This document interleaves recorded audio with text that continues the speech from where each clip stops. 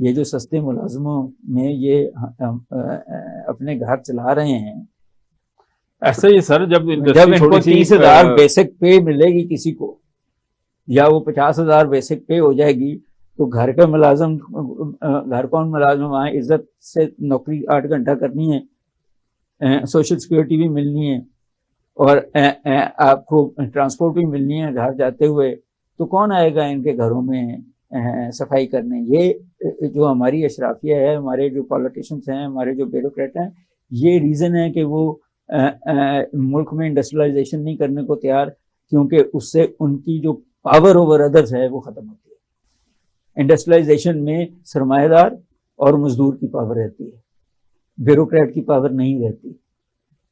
یہ فیوڈل نظام ہے جس کے اندر فیوڈل کی بھی ہے اور بیوروکریٹ کی بھی ہے, پٹواری کی بھی ہے, جو آپ کا تھانے دار ہے ان کی پاورز ہیں.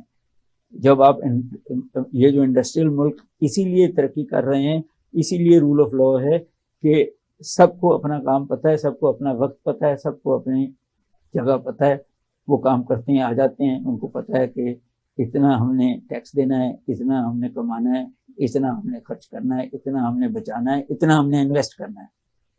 ہمیں تو کچھ بھی نہیں پتا, ہمارے پڑھے لکھے لوگوں کو نہیں پتا کہ کدھر آپ انویسٹ کرنے جائیں 80% چانسز ہے کہ آپ کے پیسے کھائے جائیں گے.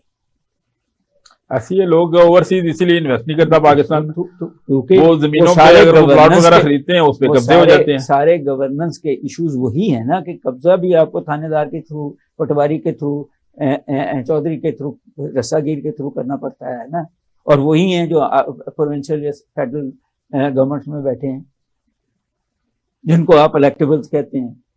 سو آپ کے پاس ایک طرف تو یہ ماڈرن سٹرکچرز ہیں جس میں یہاں پر میں بیٹھے ہیں, ہم لکی ہیں کہ ماڈرن سٹرکچرز میں بیٹھے ہیں, اور باقی سارا ملک تو ابھی بھی ڈوبا ہوا ہے نا اس کولونیل.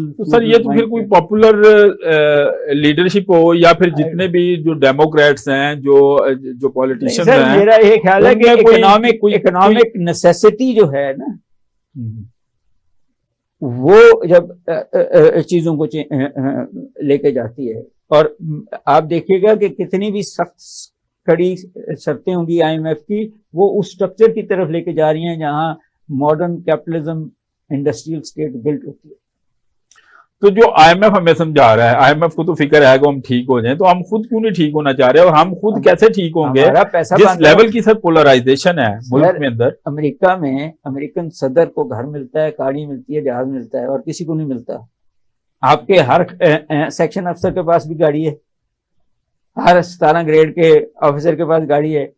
سو جب آپ کو پتا ہے کہ آپ کے بچے اسکول, ہمارے تو سر جو اچھے کام ہوتے ہیں اس میں بھی کرپشن ہے. آٹا تقسیم ہوا تو خود گورنمنٹ کے بندے نے کہا جی اس میں تو 18 ارب روپے کی کرپشن ہو گئی ہے. اسی طرح ہیلتھ کارڈ کی مثال ہے, وہ کہتے ہیں کوئی مریض جاتا ہے غریب, اس کا تو علاج جو ہے وہ 20,000 کا ہوتا ہے, بل جو ہے وہ 2 لاکھ کا اور 10 لاکھ کا ڈالا ہوتا ہے. تو یہ نہیں پتا کہ ہماری نیتوں میں گڑبڑ ہے یا ہمارے سٹرکچر میں گڑبڑ ہے یا دونوں میں گڑبڑ ہے.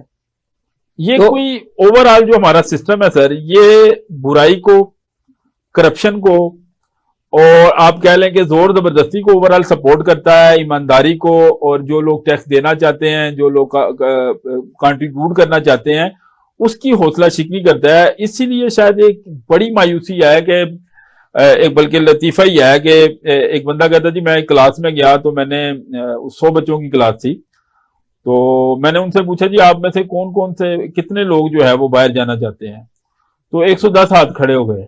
جی وہ باقی 10 ہاتھ کون سے, وہ جو انسٹرکٹر تھا, جو اس کے اسسٹنٹ تھے, وہ باقی 10 ہاتھ جو ہیں ان کے کھڑے ہو گئے. تو سر میں نے اپنے بچوں کو بیٹا جو 8ویں کلاس میں, اس کے کلاس کو پوچھا تو ہر بچے نے کہا جی کہ ہم باہر جانا چاہتے ہیں. اب جو آپ کے اسکول اس ملک میں وہ تعلیم دے رہے ہیں جو انٹرنیشنل لیول پہ ہے, اگر ان کے 90% بھی بچے باہر, لمس کا 90% بندہ جو ہے پہلے 6 مہینے میں نوکری لیتا ہے, اگلے 6 مہینے میں بعد چلا جاتا ہے, تو پھر ان انسٹیٹیوشنز کا ملک کو کیا فائدہ ہے؟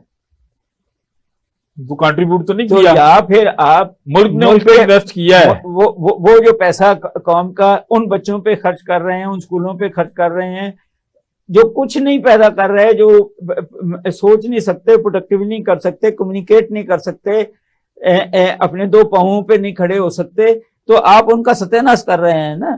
ان کو کوئی سکلز دیں, کوئی کاروبار سکھائیں, کوئی اپنی زمین کے ساتھ کوئی کام پیداوار کرنا سکھا دیں. انڈین اور جو چائنیز اوورسیز ہے اس نے اپنے ملک میں اچھا خاصا انویسٹ کیا تھا, اور اس نے اوورآل جو انڈیا اور چائنا کی جو ہے وہ شکل ہی تبدیل کر دی.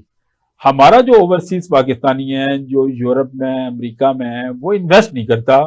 سر دیکھیں ہمارے دو ٹرینڈز ہیں نا, ایک تو ہمارے مزدور طبقہ ہے جو گلف میں جاتا ہے, وہ اپنی فیملی یہاں چھوڑ کے جاتا ہے, وہ وہاں جاتا ہے لیگلی جائے یا انلیگلی جائے, امریکہ جائے یا کہیں جائے, وہ پیسے بھیجتا ہے. گلف میں سر جو 100 پاکستانی جاتے ہیں نا ان میں سے صرف 3% پاکستانی ایسے ہیں کہ جو مینیجر یا سپروائزر لیول کی جاب کرتے ہیں, باقی سارے ورکر ہیں 97%. ہم ان کو سرٹیفائی نہیں کر رہے, اور جو سرٹیفائی کر رہے ہیں وہ اگلے مان نہیں رہے.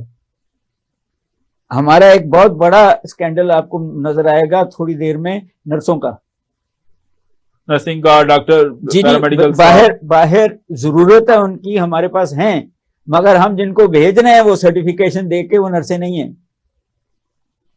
ہم جو بھی پیسے دیتے ہیں اس کو سرٹیفکیٹ دے کے بھیج دیتے ہیں. اصل نرسیں ابھی بھی باہر نہیں جا رہی یا بہت کم جا رہی ہیں. تو پھر کہیں نہ کہیں ان نرسوں سے جو جعلی ہیں, اگر لوگ مرے تو آپ کی جو اصل لوگ جانے ہیں وہ بھی بند ہو جائیں گے. سر یہ سیاست کیسے ختم ہوگی؟ سیاست سے مراد ہے, سیاست تو ایک اچھی چیز ہے جو جس کو آپ پالیسی میکنگ کہتے ہیں. لیگ پولنگ کی میں سیاست کہہ رہا ہوں کہ جو گورنمنٹ اور اپوزیشن کے درمیان جو سیاست ہوتی ہے جو اس اکانومی کو پیچھے لے کے جاتی ہے, وہ تو دیکھیں جو بائیڈن اور ٹرمپ کے اندر بھی ہے, لیکن وہ اپنے ملک کا فائدہ کرتے ہیں. کوئی بھی وہ اپنے ملک کی اکانومی پہ نہیں کھیلتے, اکانومی پہ بات نہیں کرتے, نہیں کھیلتے اکانومی کے ساتھ. ہمارا پرابلم یہ ہے کہ ہم جب یہ کہتے ہیں جی کہ میرے گھوڑے نے اس ملک کو ٹھیک کیا اور تمہارے گھوڑے نے خراب کیا ہے, حالانکہ دونوں ہی گھوڑے لنگڑے ہیں ان دی کانٹیکسٹ. پھر آتا ہے ایک تیسرا اونٹ جو پتہ لگتا ہے کہ کو کر کے آیا ہے. تو ہم نے جب سیاست کو اور معیشت کو پیرل نہیں چلایا ہوا, ہم نے ابھی تک یہ نہیں فیصلہ کیا کہ گاڑی کون سی ہے اور انجن کیا ہے. ہم سمجھتے ہیں کہ پالیٹکس انجن ہے اور معیشت گاڑی ہے, حالانکہ معیشت انجن ہوتی ہے اور گاڑی سیاست ہوتی ہے. معیشت دوڑاتی ہے, سیاست اس کا صرف ڈائریکشن دیتی ہے. کوئی شک نہیں ہے اس میں کہ جب تک جو ہے سیاست اور معیشت جو ہے یہ یونی ڈائریکشنل نہیں ہوں گے, ایک ڈائریکشن میں نہیں ہوں گے, ایک دوسرے کو سپورٹ نہیں کریں گے, اور اگر سیاست ٹھیک نہیں ہوگی تو معیشت کبھی ٹھیک نہیں ہو سکتی. ایک اور معیشت, سیاست اور سائیکالوجی, آپ کا مائنڈ سیٹ, ہوپ. تو ہوپ جو ہے وہ زندہ رہنے چاہیے, اور یہ سیاستدانوں کی اور جو ہے ان کی ذمہ داری ہے کہ اس ملک کو اور قوم اور عوام کے درمیان اور جو نوجوان طبقہ ہے ان کے اندر ہوپ کو نہ مرنے دیں. اگر ہوپ جو ہے وہ مر جائے گی تو ملک جو ہے وہ آگے نہیں بڑھ سکتا. میں انتہائی شکر گزار ہوں محترم ڈاکٹر قیاس اسلم صاحب کا کہ آپ تشریف لائے, اور اسٹرکچرل ریفارمز کے حوالے سے ہماری آج کی ڈسکشن رہی. پروگرام صنعت و معیشت کے ساتھ میں آپ سے اجازت چاہتا ہوں. بہت شکریہ, اللہ حافظ.